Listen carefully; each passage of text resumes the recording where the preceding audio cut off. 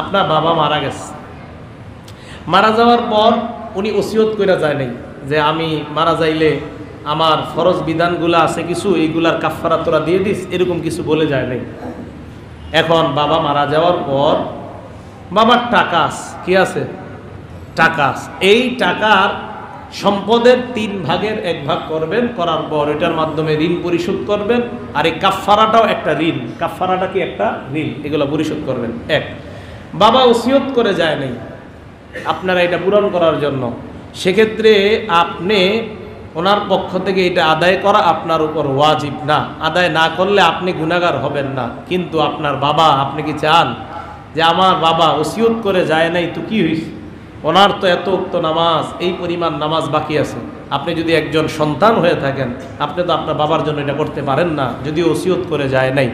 তো মাসালাটা আমি বলে দিলাম, কেউ যদি আদায় না করেন আপনি গুনাহগার হবেন না যদি ওসিয়ত না করে থাকে। কিন্তু আপনি কি এটা চান যে একজন মানবিক একটা সন্তানের মানবিক কথা কি বলে, আমি আমার বাবা কবরে আছে, উনি কষ্ট থাকবে, এটা সন্তান হিসাবে আমরা বরদাস্ত করতে পারবো না।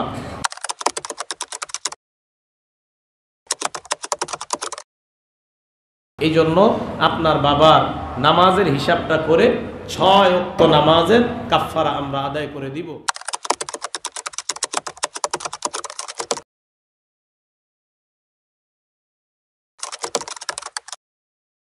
প্রতিদিন 6 ওয়াক্ত নামাজ ধরবেন। কয় ওয়াক্ত? 6 ওয়াক্ত নামাজ ধরে দেখবেন আপনার বাবা কতদিন নামাজ পড়ে নাই। প্রত্যেক দিন 6 ওয়াক্ত নামাজ ধরে বিতির সহ প্রতি ওয়াক্ত নামাজের জন্য 2.25 সের আটা বা গম, 2.25 সের গম বা আটা অথবা এর বাজার মূল্য কোনো মিসকিনকে মালিক বানায় দিবেন।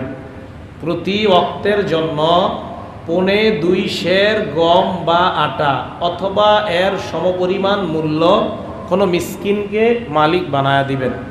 কথাটা কি বুঝে আসছে সবার? মালিক বানায় দিবেন। অথবা 1 ওয়াক্ত নামাজের জন্য কোনো মিসকিনকে পেট ভরে মধ্যম খাবারের মাধ্যমে 2 বেলা খাবার খাওয়ায় দিবেন 1 ওয়াক্ত নামাজের জন্য। অথবা কোনো অসহায় মিসকিনকে 1 ওয়াক্ত নামাজের বদলায় পেট ভরে তাকে মোটামুটি মানের খাবার দিয়ে 2 বেলা খাবার খাওয়ায় দিবেন। কথাটা কি বুঝে আসছে? 2.25 সের গম বা আটা অথবা এর সমপরিমাণ মূল্য কোনো এতিমকে বা মিসকিনকে মালিক বানায়া দেওয়া, অথবা 2.25 সের এইটা যদি আপনি না করেন তাহলে 1 ওয়াক্ত নামাজের জন্য কোনো অসহায় মানুষকে পেট ভরে 2 বেলা খাবার খাওয়ায়া দিবেন। এইভাবে 6 ওয়াক্তের জন্য হবে মোট 12 বেলা খাবার। একদিনের নামাজ কয় বেলা হবে তাহলে? 12 বেলা। এটা হলো মৃত ব্যক্তির পক্ষ থেকে ফরজের কাফারা, এইভাবে আদায় করবেন।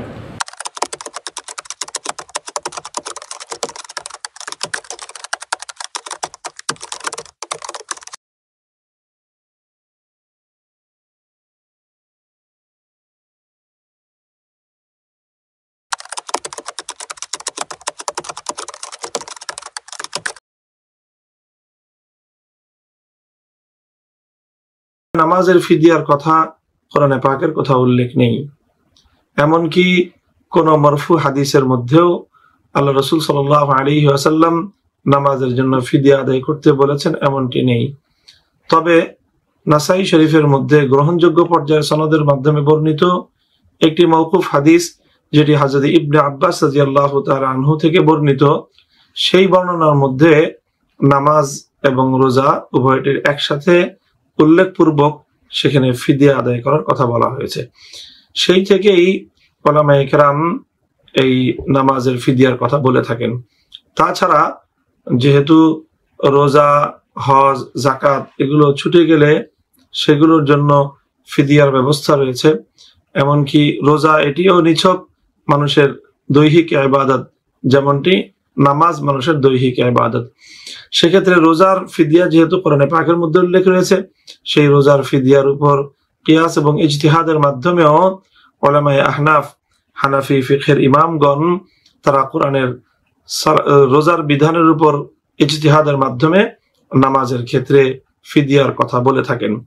সুতরাং সতর্কতা তো এটাই যে একজন ব্যক্তির যদি নামাজ কাজা হয়ে গিয়ে থাকে, নামাজ কাজা তার জিম্মায় থেকে থাকে, তাহলে সে ওরকম ফিদিয়া আদায় করে দিবে তার পক্ষ থেকে, এবং সে ওসিয়ত করে যাবে যেমনটি করা হয়ে থাকে কারো যদি রোজা ছুটে গিয়ে থাকে। তাহলে প্রশ্ন হলো, এই উলামায়ে কেরাম ফিদিয়ার যে কথা বলে থাকেন সেটি হলো কোরআনের আয়াতের উপর ইজতিহাদের মাধ্যমে এবং হযরতে আব্দুল্লাহ ইবনে আব্বাস রাদিয়াল্লাহু তাআলা আনহু থেকে বর্ণিত একটি মওকুফ হাদিসের থেকে তারা এই তথ্যটি ইজতিহাদের মাধ্যমে বর্ণনা করে থাকেন।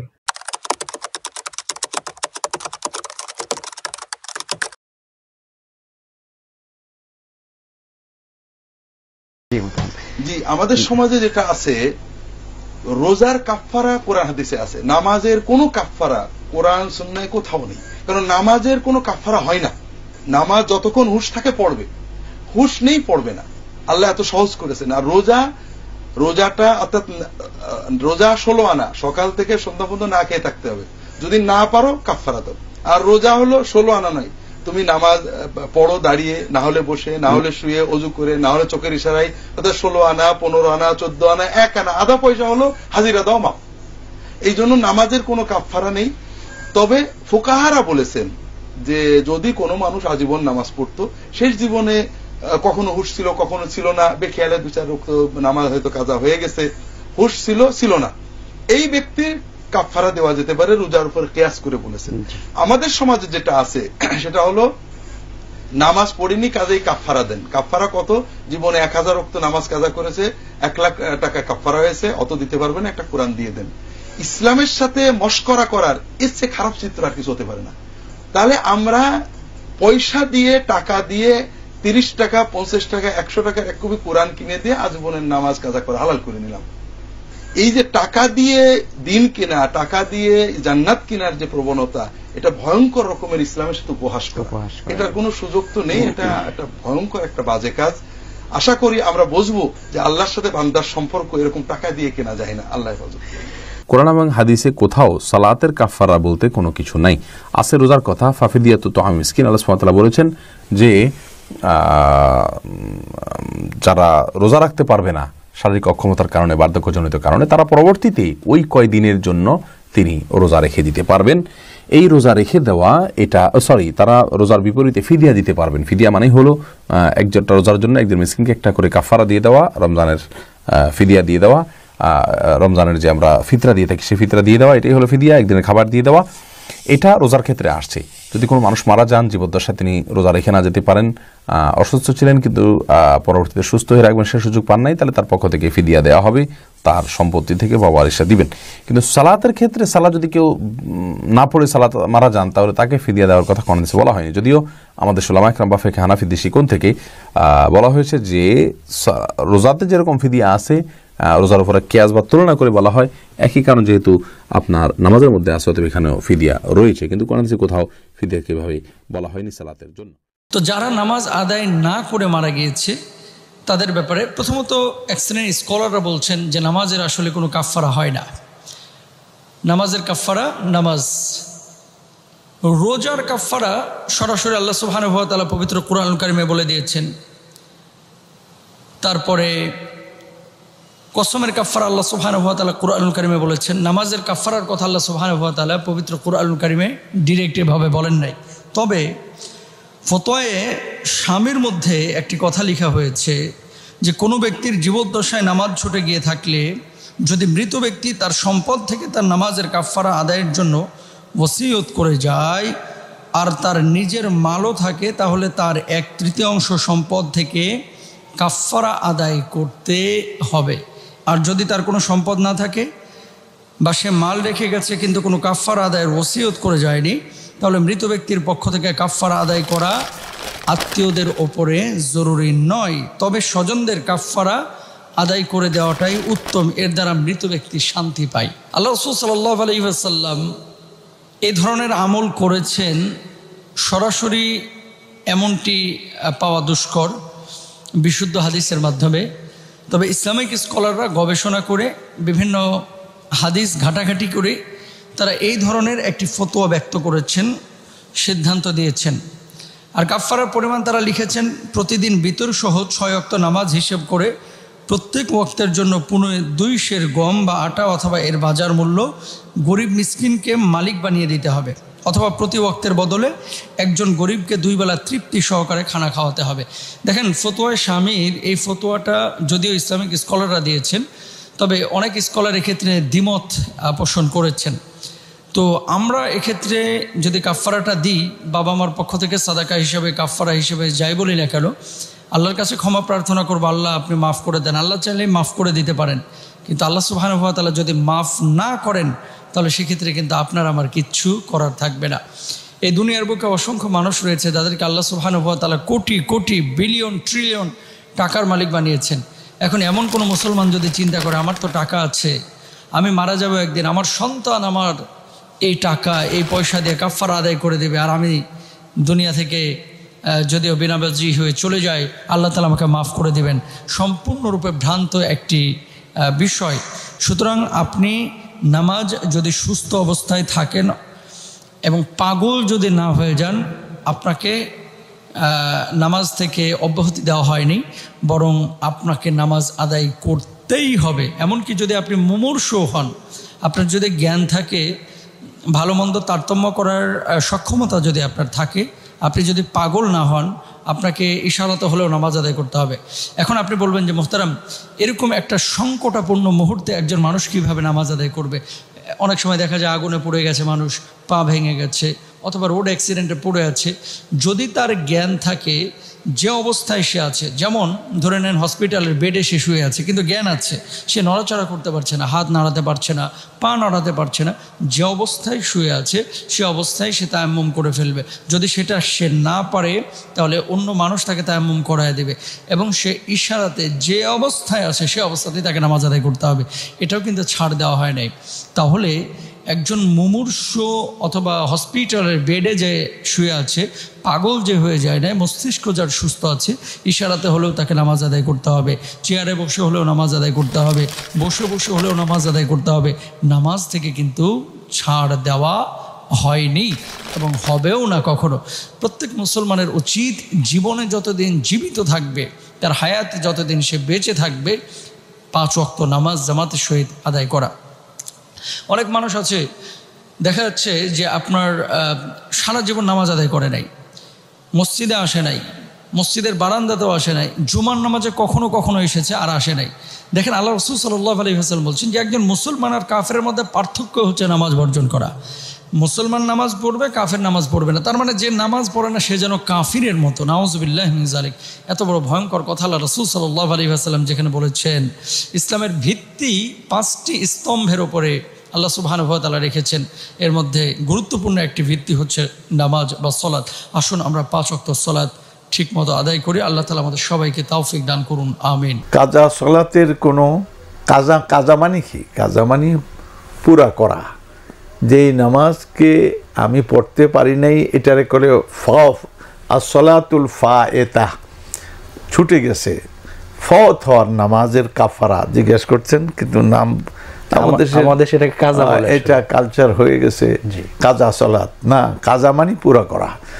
তো কাজেই যেই নামাজ ছুটে গেছে তার ওই নামাজ তাকে আবার পড়তে হবে, যেটা তিনি কাজা করবেন। কাজা মানে পূরণ করবেন, তিনি পুরা করবেন, এটাই তার কাফারাটা। ওই আর্থিক কোনো কাফারা এর জন্য হবে না। তাহলে তো বড় লোকেরা নামাজ না পড়লেও খালি পয়সা দিয়ে দিলে হয়ে যেত, তাই তাহলে হলো না। রোজার কাফারা আছে, কিন্তু নামাজের কোনো কাফারা নাই। কোরআন হাদিসের কোথাও কোনো ব্যক্তি মারা গেলে তার জন্য নামাজের কাফারা দিতে হবে এই রকম কোনো পন্থা ইসলাম সাপোর্ট দেয় নেই।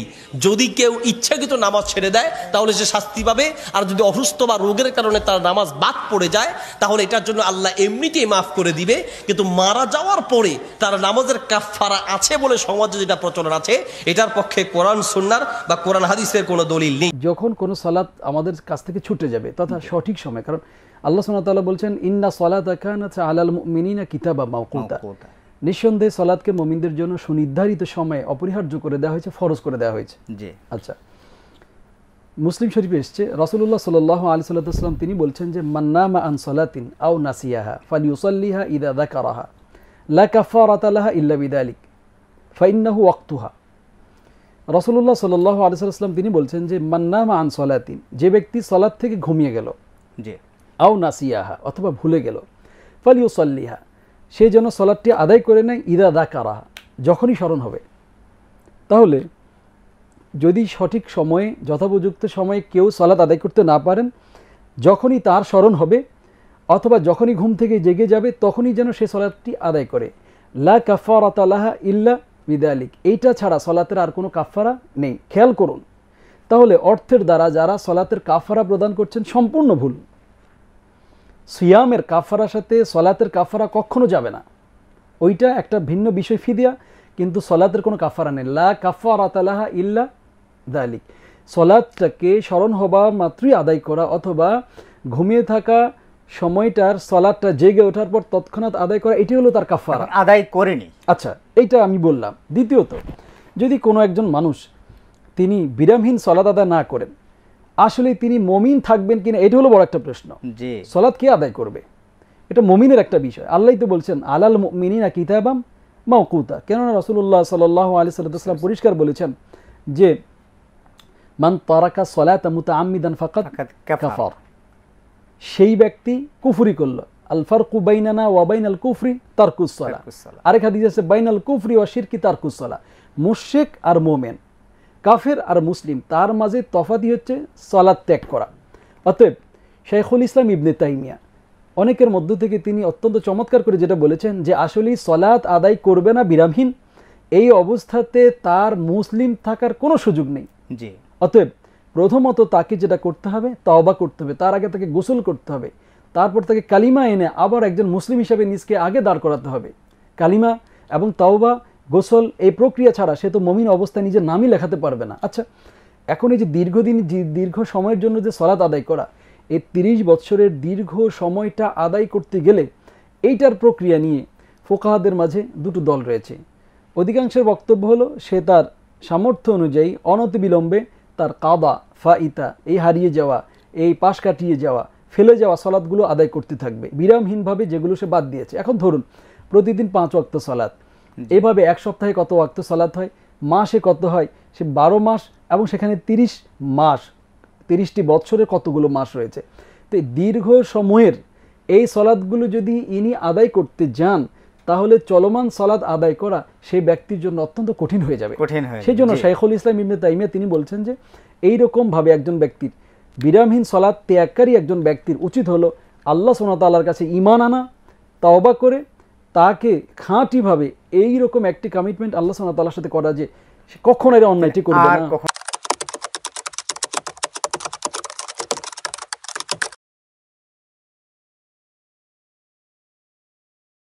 আমাদের দেশের লোকেরা কি করে, বেদাতি কাফারা ধরে। এই এতদিন মুমূর্ষ অবস্থা ছিল, নামাজ পড়েনি, সুতরাং নামাজের কাফারা দাও। এক নামাজের তারা নিজের পক্ষ থেকে বানিয়ে নিয়েছে, এক নামাজের এত, এক অক্তের এত, সুতরাং এত অক্ত ছুটেছে, সুতরাং এত হাজার টাকা তোমার কি আছে, কাফারা আছে, কাফারা দাও। হারাম, বেদাত, গুনার কাজ। যারা কাফারা আদায় করবে তাদেরও কোনো নেকি হবে না, আর যারা কাফারা নেবে তাদেরও নাকি হবে না, আর যার পক্ষ থেকে কাফারা আদায় করছে তারও কোনো ফায়দা হবে না, তারও ফায়দা হবে না। এটা একটা ইনকাম সোর্স বিদাতি মোল্লাদের এবং গ্রামের মন্ডল মাতবরদের, এটা হচ্ছে একটা ইনকাম সোর্স। চলো এ ওসিলাতে কিছু কি কর, টাকা ইনকাম করে নেই। নামাজের কোনো কাফারা নেই, নামাজ পড়তে হবে যদি ফরজ থাকে। আর যদি অসুস্থ ব্যক্তি তার সেন্সলেস হয়, যেমন তার স্ট্রোক হয়ে গেছে, মেধা চলে গেছে, স্মরণ কিছু নাই, কিচ্ছু জানে না, বুঝে না, তাহলে তার নামাজ নাই, নামাজ পড়তে হবে না। তিনি অসুস্থ ব্যক্তি এমন যার নামাজ নাই। আর যার হয়তো জেহান ঠিক আছে, সব বুঝেন, সব মনে আছেন, সব পড়তে পারেন, কিন্তু নড়াচড়া করতে পারেন না, প্যারালাইজড, তার বুদ্ধি বিবেক সব ঠিক আছে, তাহলে তাকে তায়াম্মুম করে সালাত পড়তে হবে, না পড়লে গুনাহগার হবেন এবং এর কোনো কাফারা নাই। কাজা নামাজের কোনো কাফারা নাই। রাসূল সাল্লাল্লাহু আলাইহি ওয়াসাল্লাম বলেছেন কাজা নামাজ, কেউ যদি নামাজ না পড়ে তাহলে সে নামাজটি পড়ে নেবে, এটাই তার কাফারা, এটা ছাড়ার কোনো কাফারা নাই। অথবা আমরা তথাকথিত যে কাফারার একটা বিধান তৈরি করেছি, এরকম কোনো বিধান নাই। কোনো ব্যক্তি যদি নামাজ না পড়ে থাকে, এত পরিমাণ নামাজ তার মিস হয়েছে যে তিনি কোনো অবস্থায় কাউন্ট ডাউন করতে পারছেন না, তাহলে তিনি খাঁটিভাবে আল্লাহ সুবহানাহু ওয়া তাআলার কাছে তওবা করবেন। ইল্লা মান তাবা ওয়া আমানা ওয়া আমিলা সালিহান ফাউলাইকা ইউবাদদিলুল্লাহু সাইয়্যাতিহিম হাসানাত। যদি তারা তওবা করে ঈমান আনে এবং তারা পরবর্তীতে তারা তাকওয়ার উপর অবলম্বন করে তাদের কার্যকলাপগুলো ঠিক করে নেয়, তাহলে আল্লাহ তাদের পূর্বের গুনাহগুলো মাফ করে দেবেন এবং সেগুলোকে সওয়াবে রূপান্তরিত করে দেবেন। অতএব এমন যদি হয় যে প্রচুর পরিমাণ তিনি সালাত ত্যাগ করেছেন, তাহলে তিনি তওবা করবেন, বেশি বেশি নফল এবং সুন্নাহ আদায় করবেন। আর 2 নম্বর হচ্ছে যদি ইমিডিয়েটলি কিছু তার ত্যাগ হয়ে থাকে, তাহলে তিনি যত দ্রুত সম্ভব এটাকে কাজা করে নেবেন। এতটুকু হচ্ছে, আসলে কাজাও বলতে কোনো কিছু না, ওইটা তখন তিনি আদায় করে নেবেন, এইটাই তার জন্য হয়ে যাবে, আর এর বাইরে কোনো কাফারা নাই ইনশাআল্লাহ। কোনো ব্যক্তির যদি মানে মুমূর্ষ অবস্থায় থাকে, তার হুঁশ জ্ঞান না থাকে, অথবা সুস্থই ছিলেন কিন্তু তার ব্রেইন কাজ করে নাই, এক ধরনের মাতলামি পাগলামি, অথবা বয়স বেড়ে গেলে, যেমন আল্লাহ কোরআনে বলেছেন অমিনকুম মান ইউরাদ্দু ইলা আরযালিল উমর লিকাই লা ইয়ালামা মিন বা'দি ইলমিন শাইআ। সে আর কিছুই বুঝতে পারে না, মানে ছেলেকে নাতি মনে করে, ফরজ নামাজ সুন্নত নামাজ এগুলি কোনো কিছু খেয়াল থাকে না, অনেক ভুলে যায়। যদি অবস্থা এমন হয় তাহলে তো সে গায়রু মুকাল্লাফ, অর্থাৎ তার উপর শরীয়তের বিধান বর্তায় না। যদি শরীয়তের বিধান না বর্তায় তাহলে তার উপর সালাত ফরজ নয়। অতএব যিনি মুমূর্ষু ছিলেন, অথবা কেউ যদি আইসিইউতে থাকেন 3-4 দিন, তাহলে তো তারপর নামাজ ফরজ হয় নাই। যদি ফরজ না হয়ে থাকে তাহলে সেটার জন্য কিসের জন্য কাফারা দিতে হবে? কাফারা তো হলো যদি তিনি কোনো ফরজ ভঙ্গ করে থাকেন। আর সলাত হলো মানে শারীরিক ইবাদত। সলাতের কোনো রকম কাফারা কোনো সহি সুন্নাহ দ্বারা সাব্যস্ত নয়। অতএব সলাত হলো শারীরিক ইবাদত, শারীরিক ইবাদতের জন্য কোনো কাফারা নেই। যারা এটা কথা বলেছেন তারা হয়তো কোনোভাবে কিয়াস করার চেষ্টা করেছেন, কারণ আল্লাহ সুবহানাহু ওয়া তাআলা কোরআনে কারিমে বলেছেন কেউ যদি সিয়াম পালন করতে ব্যর্থ হয়, তার কাছে অক্ষম হয়, ওয়া আলাল্লাযীনা ইউতিকুনাহু ফিদিয়াতুন তুআমু মিসকিন, তাহলে সিয়ামের বিনিময়ে ফিদিয়া রয়েছে, যে ফিদিয়াকে আমরা হয়তো কাফারা বলে থাকি। কিন্তু সলাত কেউ পড়তে পারে না, সলাতের বিনিময়ে কাফারা, এর সপক্ষে কোরআন সুন্নাহর কোনো দলিল নেই। কোনো আলম যে কোনো ফিকার উদ্ধৃতি দিয়ে বলেন, যেমন 2টি গ্রন্থের কথা, দূরে মুখতার কিংবা কিতাবের স্বামীর কথা বলেন, এসব রেফারেন্স দিয়ে আসলে এই ধরনের বিষয়গুলো, জটিল বিষয়গুলো, এইগুলোর জন্য তো কোরআন সুন্নাহর দলিল আমাদের জন্য যথেষ্ট। অতএব কোরআন সুন্নাহর সহি দলিল ছাড়া অন্য মানে ওলামাদের বক্তব্য দিয়ে সেটি দিয়ে কিন্তু একটা কাফারা সাব্যস্ত করা যায় না। আমাদের আজকের প্রতিপাদ্য বিষয় হলো মাইয়িত থেকে আমাদের সমাজে কোথাও কোথাও রেওয়াজ আছে, প্রচলন আছে যে সলাত এর কাফারা আদায় করা হয়। এই কাফারা আদায় শরীয়ত সম্মত কি নাকি একটি কুসংস্কার, এ বিষয়ে আমরা জানবো, পরিচিত হয়ে নেব আমাদের অতিথিদের সাথে। আমার ডান দিকে উপবিষ্ট আছেন বিশিষ্ট আলেম দ্বীন শেখ আব্দুর রাজ্জাক বিন ইউসুফ, আসসালামু আলাইকুম ওয়া রাহমাতুল্লাহি ওয়া বারাকাতুহু। এবং আমার বামে আছেন বিশিষ্ট আলেম দ্বীন শেখ মুখলিস বিন আরশাদ মাদানী, আসসালামু আলাইকুম ওয়া রাহমাতুল্লাহি ওয়া বারাকাতুহু। এবং আমার সর্ববামে আছেন বিশিষ্ট আলেম দ্বীন শেখ আকরামুজ্জামান বিন আব্দুস সালাম মাদানী, আসসালামু আলাইকুম ওয়া রাহমাতুল্লাহি ওয়া বারাকাতুহু। আর সম্মানিত সুধী, আপনাদের সাথে রয়েছি আমি হারুন হোসেন। বলছিলাম সলাতুল মাইয়িত, এটা আমাদের সমাজে জানাজা বলা হয়, কিন্তু আসলে জানাজা হলো মাইয়িতকে বলা হয়, মৃত দেহটা হলো জানাজা। আর তার জন্য যে দোয়া, যে শরীয়ত সম্মতভাবে যে আপনার 4 তাকবীরে অথবা 5 তাকবীরে যে দোয়াটা পড়ানো হয় যে সিস্টেমে, ওটাকে বলা হয় সলাত। এই সলাত পড়াবার দায়িত্ব পেলেন একজন, আর গিয়ে তিনি শুরু করলেন যে মাইয়িতের কত অক্ত সলাত ছুটেছে তিনি পড়তে পারেননি, তাহলে এটার কি সমাধান করবে? আগে সমাধান করবেন। এইরকম সমাধান চাওয়া নেওয়ার কোনো সুযোগ আছে কি? প্রথমে এই বিষয়ে কথা বলার জন্য আমি আহ্বান জানাবো শেখ আকরামুজ্জামান। আলহামদুলিল্লাহ, আসসালাতু ওয়াসসালামু আলা রাসূলিল্লাহ ওয়া আলা আলিহি ওয়া সাহবিহি ওয়া মান ওয়ালা, আম্মা বা'দ। ধন্যবাদ জনাব উপস্থাপককে। একটা অত্যন্ত গুরুত্বপূর্ণ বিষয়। আসলে বিষয়টার সম্পর্ক যদিও আমরা মৃতের সাথে করছি, কিন্তু আসলে সম্পর্কটা আগের থেকেই আছে। এমন একটা বিষয় যেটা মৃত ব্যক্তির জীবিত অবস্থা এবং মরণ পরবর্তী অবস্থার সাথে রিলেটেড সম্পর্কযুক্ত। সেটা হলো সালাত। সে সালাত ত্যাগকারী। এখন প্রথমত যে ব্যক্তি সালাত আদায় করে নাই তার ব্যাপারে হাদিসের যে বিধানটা, হাদিসের বিধান হলো রাসূলুল্লাহ সাল্লাল্লাহু আলাইহি ওয়াসাল্লাম যেখানে বলছেন বিভিন্ন হাদিসের ভিতরে বাইনাল আবদি ওয়াল কুফরি ওয়াশ শিরকি তারকুস সালাহ, আল্লাহর বান্দা এবং কাফের মুশরিকের মধ্যে পার্থক্য হলো সালাত ত্যাগ করা। সেখানে এইভাবে আরও এই জাতীয় বহু হাদিস আছে, ইন্নাল আহদাল্লাযী বাইনানা ওয়া বাইনাহুম আস-সালাহ ফামান তারাকাহু ফাকাদ কাফার, নিশ্চয়ই আমাদের মাঝে এবং তাদের মাঝে চুক্তি হলো সালাত, যে ত্যাগ করলো সে কুফরি করলো বা কাফের হয়ে গেল। যেখানে এত হাদিস এর ভিতরে আছে, সেখানে কাফারার কোনো তো যুক্তিকতা থাকতে পারে না। কাফারা যদি আমরা নামাজের ধরি, তার অর্থ এই হাদিসগুলোকে আগে ক্যান্সেল করতে হবে। এই রাসূল সাল্লাল্লাহু আলাইহি সাল্লামের হাদিস ক্যান্সেল না করা পর্যন্ত আমরা কখনো কাফারার এই বিধান স্থাপন করতে পারি না, ভাবতে পারি না। যারাই কাফারার কথা বলেছে তাদের এই ফতোয়ার মাধ্যমে আল্লাহর রাসূল সাল্লাল্লাহু আলাইহি সাল্লামের এই জাতীয় হাদিসগুলো আগে ক্যান্সেল হয়ে গেছে। তাহলে তারা কত বড় অপরাধী এখান থেকে বোঝা যাচ্ছে। সালাত ছুটে গেলে তারা কাফারা যথেষ্ট মনে করে। যেখানে আল্লাহর রাসূল সাল্লাল্লাহু আলাইহি সাল্লাম বলেছেন যে এটা কুফরি গুনাহ। এখন একটা বিষয় হলো যে একজন মাইয়িত, একজন মৃত ব্যক্তি, তিনি কিন্তু মুসল্লি ছিলেন, সালাত আদায় করতেন। এখন তিনি অসুস্থতার কারণে, এটা বিষয় হলো, তার একটা বিষয় হলো যে অসুস্থতার সময়ে তিনি তার বিধান, তিনি কি সেন্সলেস ছিলেন না কি ছিলেন, বিষয়টা যেটা বিস্তারিত বলার জন্য। ওই ব্যক্তি ইচ্ছাকৃতভাবে সুস্থ জ্ঞান বিবেক স্বাভাবিক থাকা সত্ত্বেও, জ্ঞান বিবেকের উপরে কিন্তু সালাত ফরজ, সে অবস্থা যাই হোক, তার যদি হাত পা সব কাটা থাকে, সে যদি মুমূর্ষ রোগী থাকে কিন্তু তার ব্রেন যদি থাকে, জ্ঞান থাকে, তো জ্ঞানের উপরে তার উপরে ফরজ। আর যদি বেহুশ থাকে তাহলে তার সালাত নাই, তার সালাত যত ওয়াক্ত ছুটে যাবে এই অবস্থায়, সেন্সলেস অবস্থায়, সালাতও নাই, তার সালাত লাগবেই না, তো কাফারা কি?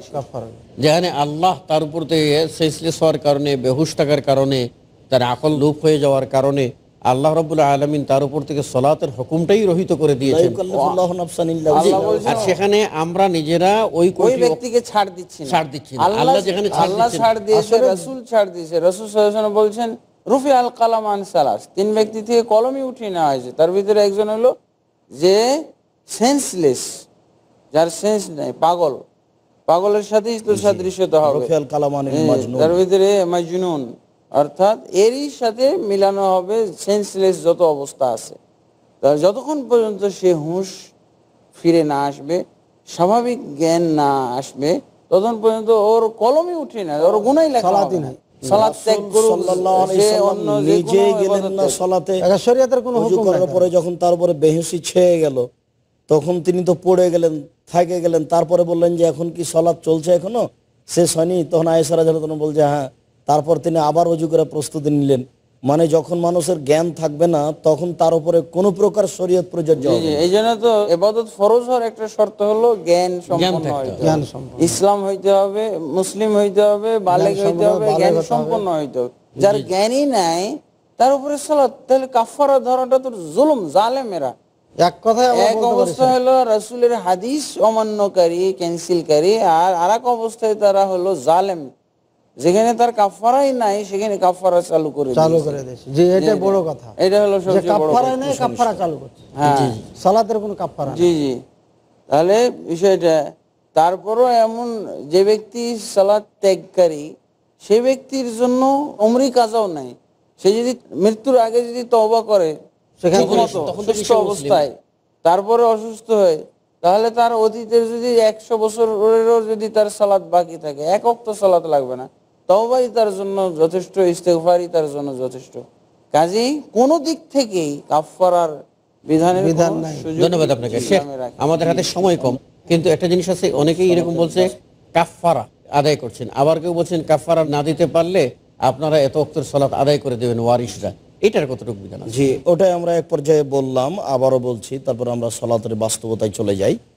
সেটা হলো পক্ষ থেকে আদায় করা। অনেক কথা আছে এই জানাজা সম্পর্কে, অনেক যে ওর কাফারা ওই সময়ে নেওয়া যেমন একটা কুসংস্কার, তেমনি তার নামে সালাত আদায় করাও কুসংস্কার। এটা আরো বড়, কেউ কারোর পক্ষ থেকে সালাত আদায় করতে পারে না। এটা রাসূল সাল্লাল্লাহু আলাইহি সাল্লাম নাকচ করে দিয়েছেন।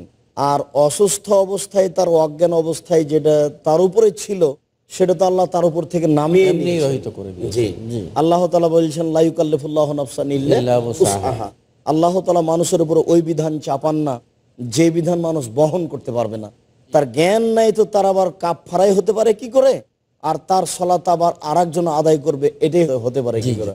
এগুলো হলো কুসংস্কার। যেগুলির কাফফারা চলবে, যেমন সিয়াম, রোজা রাখতে পারতেছে না, রোজার আছে, হজের সিয়ামের বিষয়টি হলো এই, সিয়ামের কাফফারা আছে, অন্য সিয়ামের কাফফারা দিতে হবে। আর সিয়ামের ব্যাপারে যদি মালিক মানত মেনে থাকে তাহলে তার অভিভাবক ওগুলো করে নেবে। আর যদি মানতের সিয়াম না হয় তাহলে অভিভাবক করতে পাবে না, উত্তরাধিকারীরা করতে পাবে না, ওর জন্য কাফফারা দিয়ে দিতে হবে প্রতিদিন সমান ফিদিয়া দিতে হবে। আর ও যখন নিজে বেঁচে ছিলেন তখন হয় তিনি একজন ফকির মিসকিনকে খাওয়াইয়া দিতে পারতেন, অথবা প্রতিদিন তার পক্ষ থেকে অর্ধ ফিদিয়া দিয়ে দিতেন। এগুলো বিধান। ওই বিধান যারা ওইসব মহিলাদেরও, যে মহিলারা গর্ভবতী তাদের জন্য ওই একই বিধান। ধন্যবাদ। যেসব মহিলাদের বাচ্চা কিন্তু কোনো অবস্থাতেই সলাৎ তথা নামাজের কোনো কাফফারার বিধান কোনোভাবে পাওয়া যাচ্ছে না। সুতরাং এটি একটি আপনার ভিত্তিহীন অবান্তর, বরং শরীয়তের ভিতরে নতুন সংযোজন